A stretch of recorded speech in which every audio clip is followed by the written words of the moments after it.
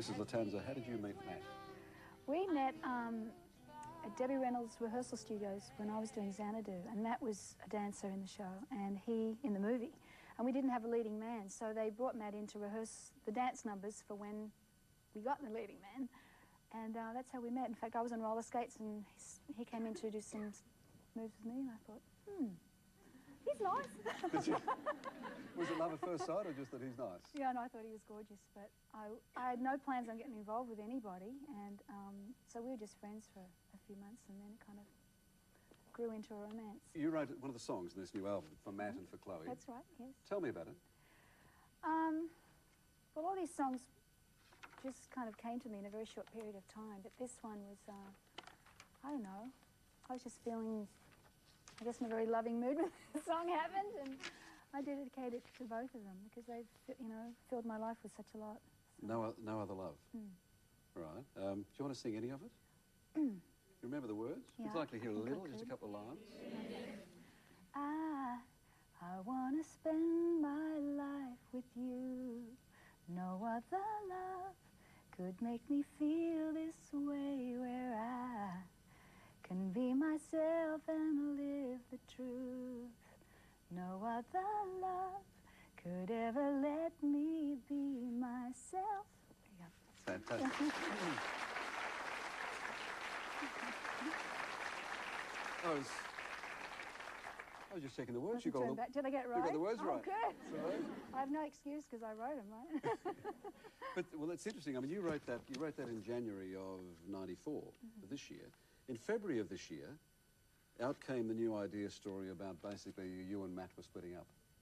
How do you put up with those sorts of stories? I like to keep them guessing, you know, write the song, do the article. No, look, I don't know. The press love to write stuff like that because they, I don't know, if they can't find anything bad to write, they'll create something because it sells magazines, I guess. And that poor Princess Di, I mean, she's on every week with some story.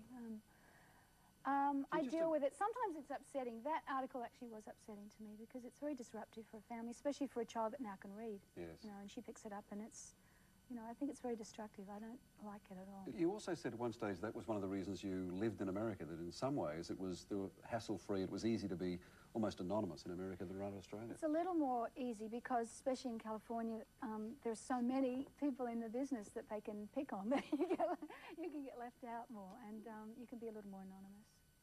But generally, I've got to say the press here have been nice to me. I can't, you know, just occasionally they like to have a little gossip. Yeah. Tell me about LA. I mean, you survived the violence and the earthquakes and even the bushfires. I was so lucky. I was here. I was here. But your house survived as well. So That'll do it every time. I was here for the earthquake. I was here for the fires. My friends are saying, can we just follow your travel plans? Because I felt terrible because for some reasons that I couldn't be there because my friends were in a terrible state. That earthquake was really devastating. And people are still shook up. Excuse me. All shook up. It's Elvis again. I don't know. That's right. He's here. He's here. But the fire, I feel I was really looked after by somebody because our house is in Malibu is at the back of, and there are hills right behind us. The fire came right over the hill, went around our house and burnt 3 houses in front of us and went down the hill. And we lost the deck and we lost, you know, some superficial things, but the house is still standing, which is amazing. Apparently, there was some firefighters that came from the Midwest who were fans of mine, who went up to the house and got in the pool and said, I'm going to save her house, and they saved it. Is that right? So, and I've never got a chance to thank them. So. They're probably not watching tonight. No, they're probably not. July the 3rd, 1992. It was a pretty heavy day. It was my brother's birthday. I was in America and I'd been in and had some tests in hospital about 5 days before and had gone away for a vacation on that day and arrived at a friend of mine's house in the Sandmine Islands, which is a beautiful group of islands above Seattle in America. Beautiful spot, you know, sitting on the deck.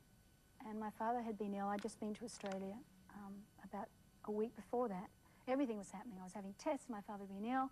I went to have a few days holiday before I was supposed to start a tour of America. I had a band in rehearsal. I was supposed to start the rehearsals on the Monday. This was, I think, a Friday. And Matt told me that my father died, and that was the first thing. And he, I knew he was very ill, but I didn't know it was very sudden. And he had cancer? He had cancer. And so obviously that was pretty traumatic, and I knew that I was supposed to start work on the Monday. So we had the weekend there, and I went back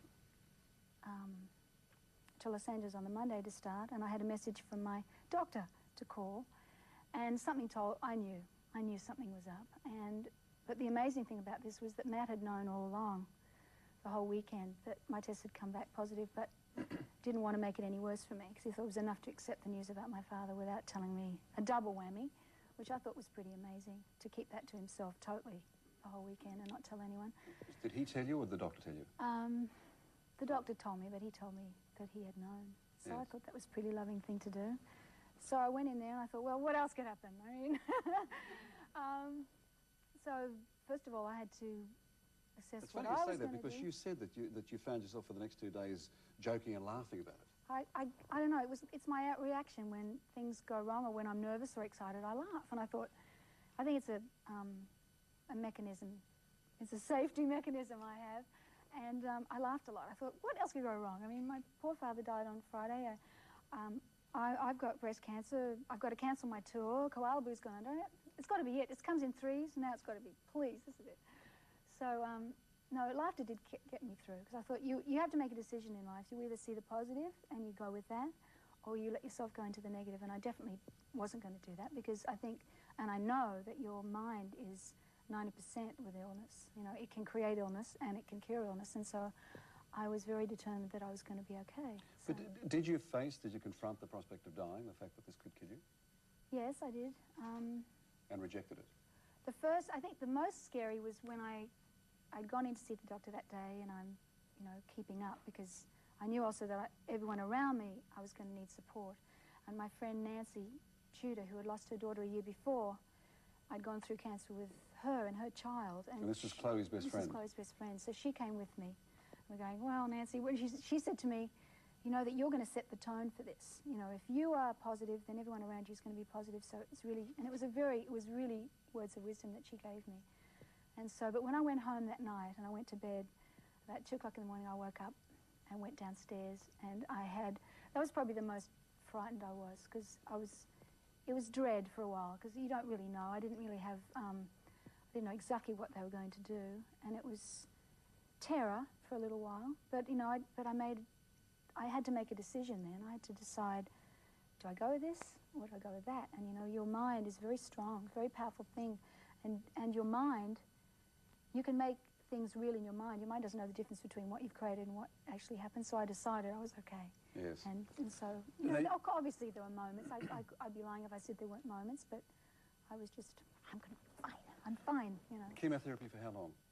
I had 8 months of chemo. I had surgery first, and then chemotherapy.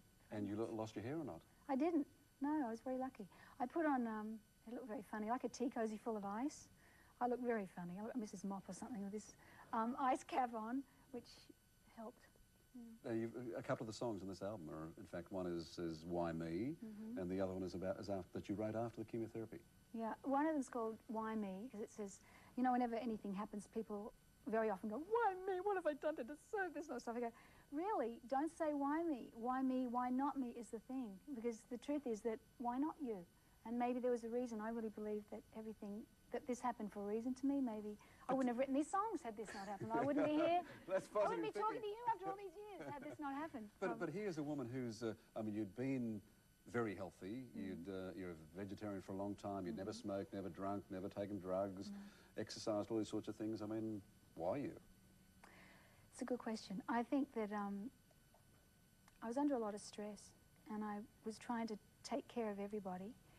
And I went to a therapist the first day. Nancy took me along to her therapist and said, you need to talk to someone, get this out, how you're feeling. Because I tended to be a person who suppressed emotions, and if I was upset, I'd push it down. I wouldn't let people often know how I was feeling if I was angry, because I always had this good girl, nice girl, the image, you never got angry, you never, and that can be very unhealthy because you push it down.